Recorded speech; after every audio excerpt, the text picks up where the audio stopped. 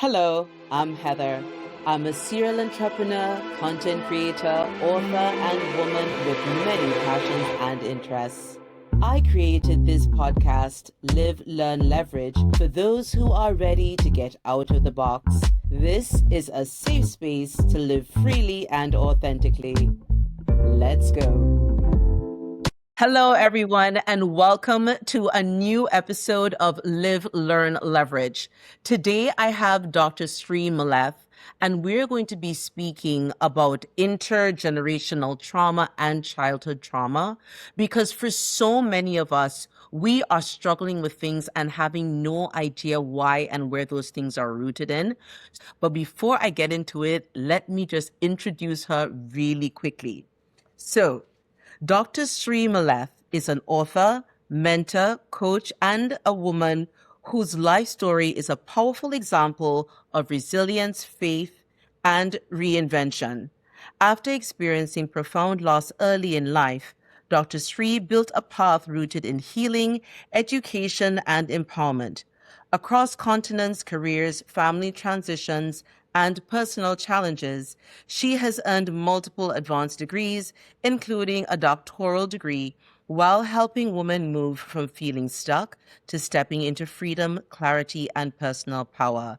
So, Dr. Sree, thank you so very much for joining us today on Live, Learn, Leverage.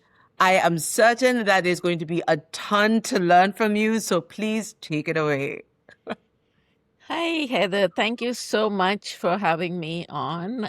I really enjoyed the conversation we had earlier, and I've been looking forward to this. And part of the reason is because of how organic it was and how natural it felt for us to speak with each other, and the fact that this topic came up, right? That how trauma affects us, how intergenerational trauma affects us, and each one of us, both of us, have had experiences that kind of guided us to, oh, maybe there is something here, right?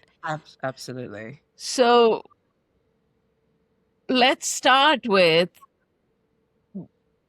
before we go to childhood trauma and intergenerational trauma, let's just start with why, I think Gabor Mate says this a lot about what trauma is, right? And a trauma is not the actual event that happened to you or that created the shock. It is the shock to the system. Right. That is the actual trauma. Because that is when the body learns, oh, that is not safe. That doesn't feel good. And then she also learns, I don't ever want to feel that again. Right? And what happens then is that physiologically we prepare, the body prepares to prevent us from ever hearing that, ever feeling that in our bodies, right? And what we don't often know is that the way the body reacts could be it could be a headache, it could be a clenched stomach, it could be your breathing becoming shallow. It could even be things like technology going wrong, right? Right? Sure. So there are ways in which we create situations which keep us safe and small. Right. And so what happens as a result of that is that when we step up to do something that is beyond our comfort zone, Right. which is something we have to do a lot in life, right? Staying in our comfort zone is not where we grow, is not how we grow. Whether that pushing out of the comfort zone is something that life does to us, or whether it is something that we choose to do in terms of, for example, becoming an entrepreneur, becoming a speaker, a coach, or whatever it is that we choose to do, that stepping into that next level of, I like to say, next level of magnificence. But when we are about to do that, there is this little voice that starts speaking in the back. Oh, are you sure you want to do this? Do you really want to feel that thing that you felt all those years ago? Or you know that your mom didn't feel safe doing this. And none of this is conscious. It's not like there's an actual voice, right? It is how your body is reacting. And often what happens is that we may push ourselves. We may push and do this thing that we have to do or we decide to do. But when there is that pulling back, I call it the cringe, when energetically you're pulling yourself back, then you communicate that to the person that you're speaking to. Okay. As a result of that, there's actually this concept called neuroception that Dr. Porges, who developed the polyvagal theory, talks about. And it is about how our nervous system, evolutionarily, we've been trained to constantly scan the environment. Right. So when I'm talking with you, my nervous system is scanning to see if I feel safe with you or not. And you are doing the same thing. Yours is doing the same thing. So when either of us feels uncomfortable, it is communicated energetically to the other person. As a result of that, if you do this thing that you want to do and you're pulling yourself back energetically, the person who's listening to you, the people who are listening to you, feel that pull back. Sure. Right? And as a result of that, for example, if it's a sales call, there is no sale. If it is a coaching call, the coachee feels that this is not going the way I wanted it to go. If it is a conversation between you and a spouse or you and a child, there will be defensiveness. Like there is no real communication that can happen when everybody is in the defensive position. Sure. Right? So what do we do about it? What we can do about it is we can use tools, mind-body tools like EFT, like meditation. Could you just describe what EFT is, please, Yeah, for those yeah, people who aren't familiar? yeah. And visualization. EFT is called the emotional freedom technique. It was developed by Dr. Callahan, who was a psychotherapist, and he had also learned Chinese medicine. So he knew about acupressure points. And he realized one day he had this client who had a deep phobia for water. And he had been experimenting with different different acupressure points, the stomach meridian and this and that. And so they tried everything, and nothing was working. And he, out of desperation, he said, just tap on your the stomach meridian, and talk about I'm afraid, and what happened. And then he left her and he went away inside to do something. And when he came back, the story is, the legend around this is that when he came back, she was sitting next to the pool with her feet in the pool. And he was blown away by the effectiveness of it. And since then, it's been developed. Gary Craig took it up. He created what we know as EFT right now. And now there is there's the whole EFT universe, which is a whole website that Dawson Church has developed. And it's through them that you can get real proper certifications of becoming an EFT practitioner. So it's a very effective tool. that is possible for everyone to use once you learn how to use it. So let me give you an example. There was a musician here in Atlanta who was a producer, and he had produced very successful albums for other people, but he had never ever produced his own song. He had never put that out. And so when he came, he said that's what he's struggling with. And so the technique I use is I say, okay, imagine you're doing it, right? Imagine this is happening. What are you feeling and where are you feeling it? And he, his throat was tight, his stomach was clenched. And I said, when do you remember first feeling it? And what I say is whatever is ready to be healed is what comes up. So he said, I know exactly where this is from. He was in the choir. He had a solo, but his voice was breaking, right? And so they went to a competition, and during his solo, his voice broke. And so they lost the competition. They came back to church, and all the older people in the church stood up and started pointing at him and saying, he's the reason we lost. And he said, my mom and dad did not support me. Right? So what we do then is we say, even though this happened, even though I'm still carrying this hurt, I fully and completely love and accept myself, and I am ready to let this go. And then you tap on these different acupressure points with different words that come from the conversation I have with the client. It's really important to use the words of the client, because that is what will hit their subconscious mind the most. Right. And once we do that, once we go through the tapping, we then also use visualization and then you see how strong is that sensation, how much has it gone down. We use a scale from 1 to 10 to see how intense is it.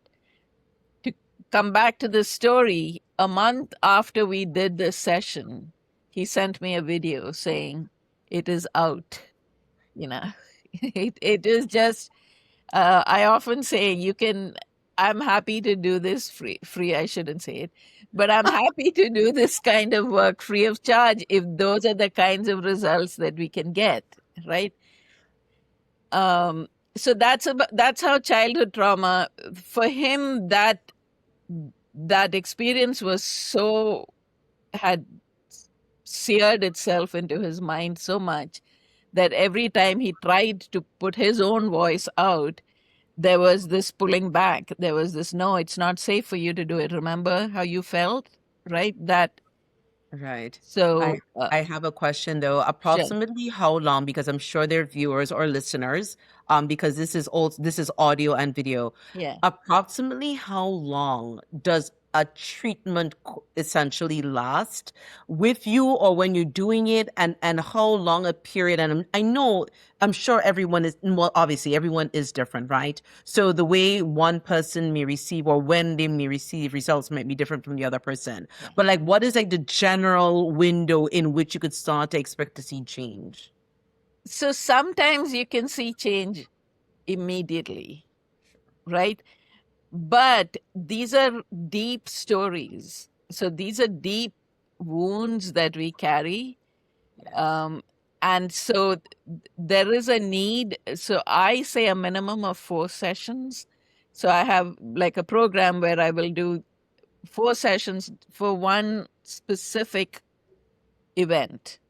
Got right? it. And so, or a particular issue. And then we figure out all the ways in which, one of the things we talk about in EFT is we say that there is a tabletop, which is the most obvious way this thing is presenting, the trauma is presenting.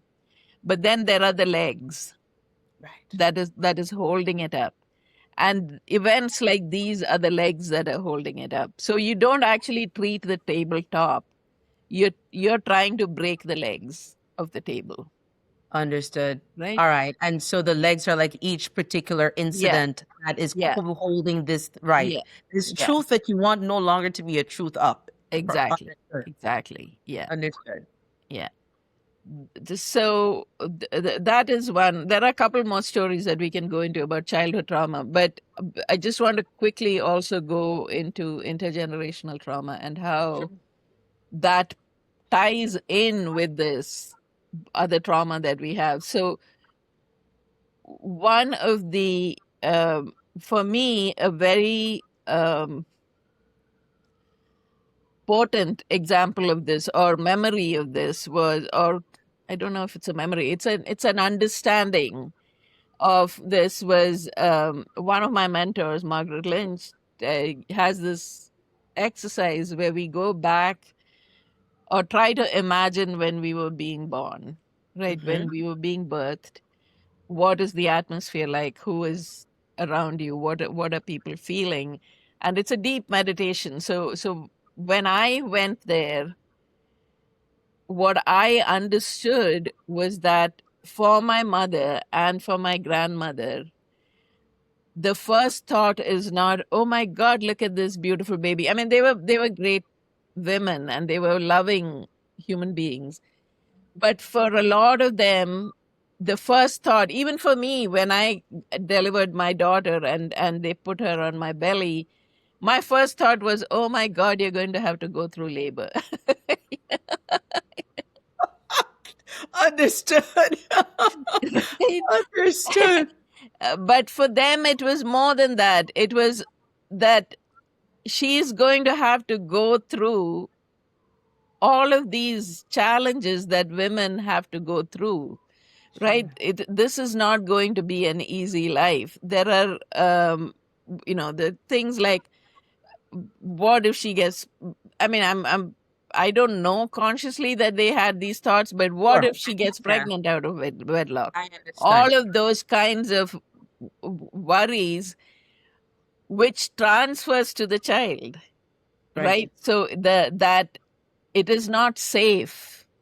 Life is not safe is the message that comes through for a lot of women. When you're having when you have first deliver that baby, particularly if it's a baby girl, particularly in certain cultures Yes. in the world, right? Yes.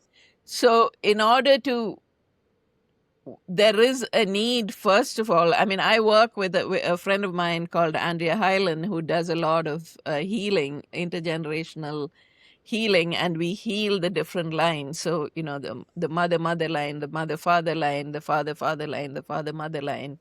And there are ways in which you can go in and work with the spirits of our ancestors to both help heal them and then also, in a sense, create a shield so that what you're getting from them are their blessings, Yes. not their trauma.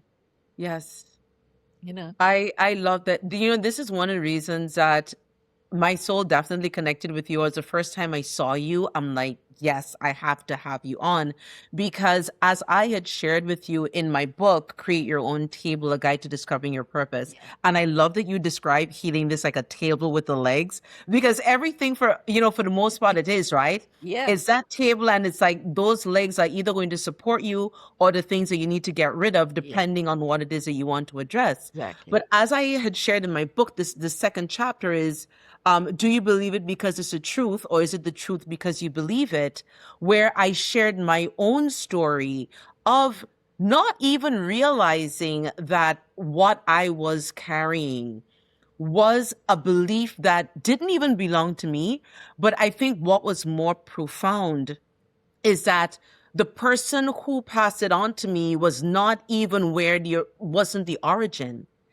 And it was so, I was going through, I was doing a meditation exercise Mhm. and being keenly aware of the fact that we have mental blocks. And for this particular exercise, I was trying to address a financial block. And as I am like in meditation and I'm thinking and I'm going through all the exercises because it was guided, my great aunt kept coming up. she kept coming up, and I'm like, why are you here? Like, you're the last person that should be here, because you have taught me every amazing thing that I know as far as, wealth, being an entrepreneur, all those things. Like, you gave me all those things.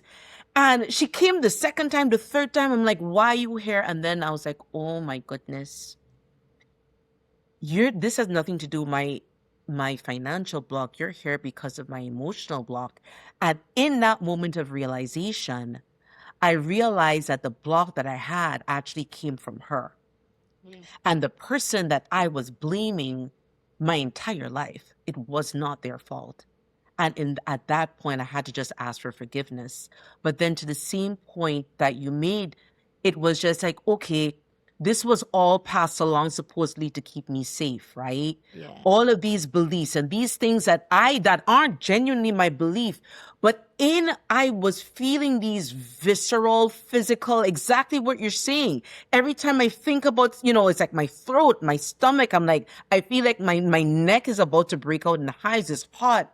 Why am I feeling these things? And for me, I actually touched on the work, as I shared also in my book, of Bruce Lipton, where he spoke about using like overnight meditations. Yeah.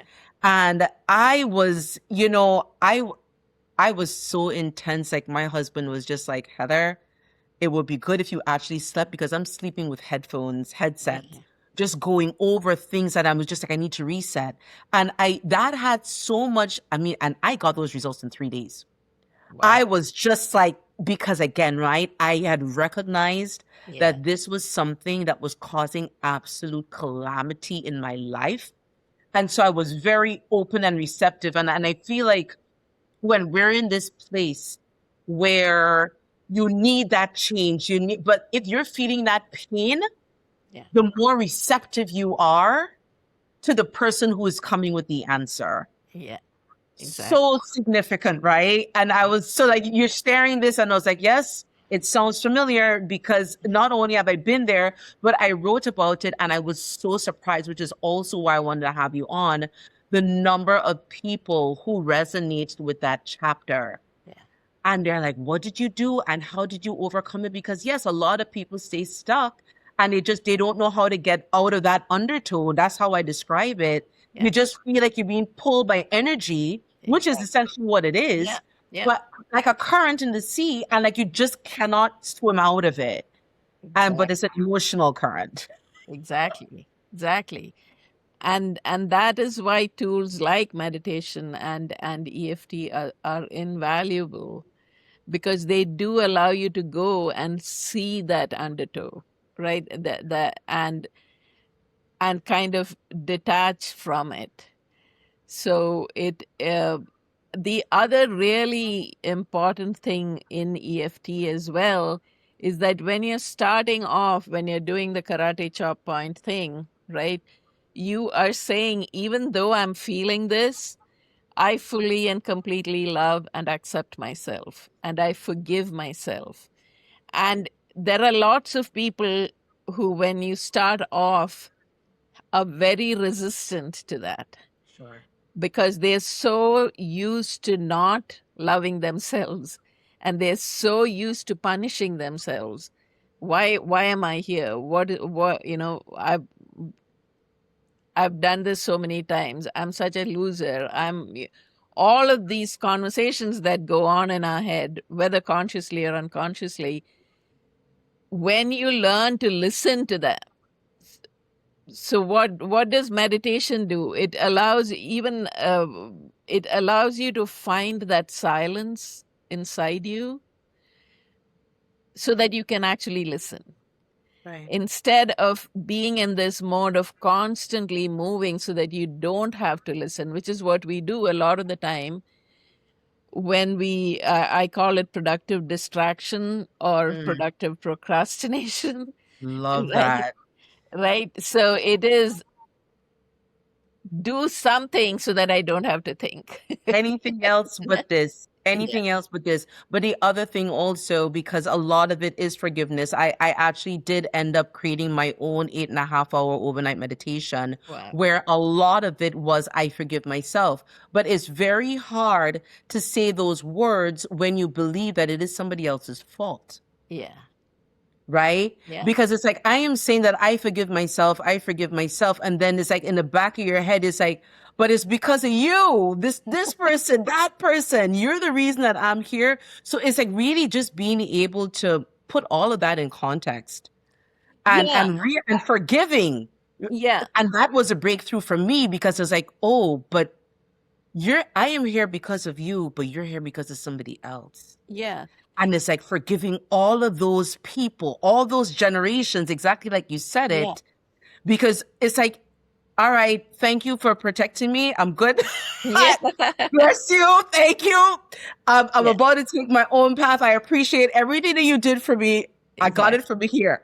Exactly. I honor you. I thank you. And now it is time for me to move this along. Yes, absolutely. It's perfect. And there is another aspect to this. That is, I have a book called More Than Peace, Power and Presence Through Meditation. And what it does is, if I need to show it, I can show it. Please, if But you'd like. And I'll certainly provide the link for it in the yeah, description as yeah. well. Thank you. And what it does there is it takes you, first of all, it teaches you how to get in your body and find that center of stillness that we have access to any time of the day, actually. And then how to become the observer of your emotions, right? Because when you become the observer, there's the part of you that is angry, and there is the part of you that is watching the part of you that is angry, Yes. right? And Stop. so you can then interact with the part of you that is feeling the anger, and instead of chastising her or telling her that this is so wrong, it is so wrong to be angry, or it is so wrong to be jealous or to be a bitch, or whatever it is that you're telling her, Yes. to hold her, give her the space Yes. to be angry, to say, I love you exactly as you are in this moment. Yes. When you learn to do that for yourself, you are able to do that for everyone else, right? So if I am, for example, if I am having an argument with my husband, and we go back to this principle of neuroception, right, where I am, uh, first you go to this place where you're such a a-hole, suppose that's what's going on in your head, right? But then if you take a breath and you just center yourself in your body and you say, I am going to allow him to be exactly who he is in this moment, Yeah. and I am going to allow myself to be exactly who I am, the defensiveness falls away, right? And you are able to hold that person and yourself with so much love that you can actually have a proper conversation instead of being each person defending their own positions. And that is one of the biggest gifts you can give yourself. Learn to love yourself so that you can love everyone else around you. This is the first person that you need to learn to love. Yeah.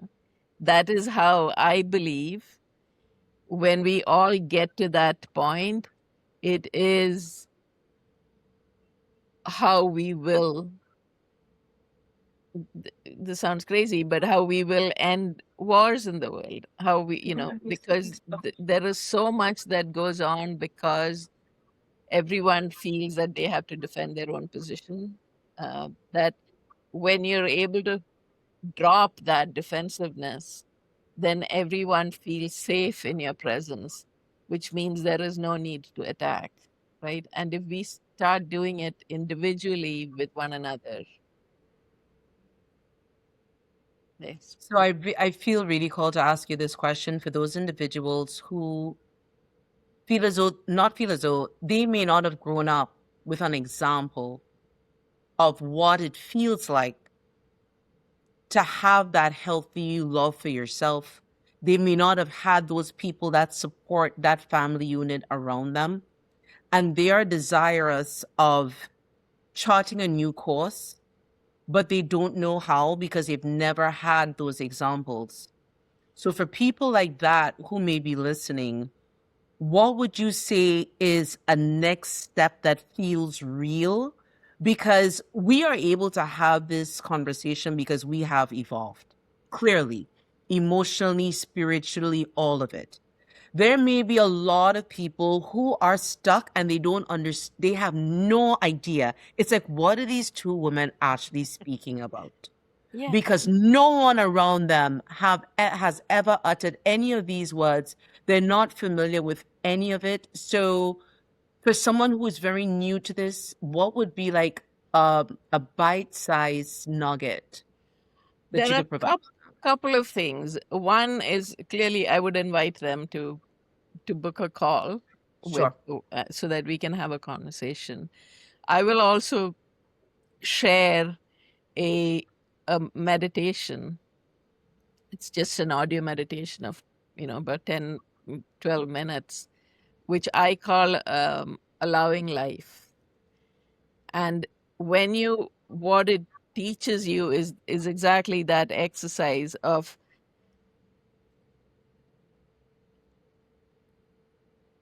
essentially not resisting life, essentially getting into that place. And I think when people practice and understand that there is that level of stillness within, even if that's all that you learn to do, from that other practices can grow.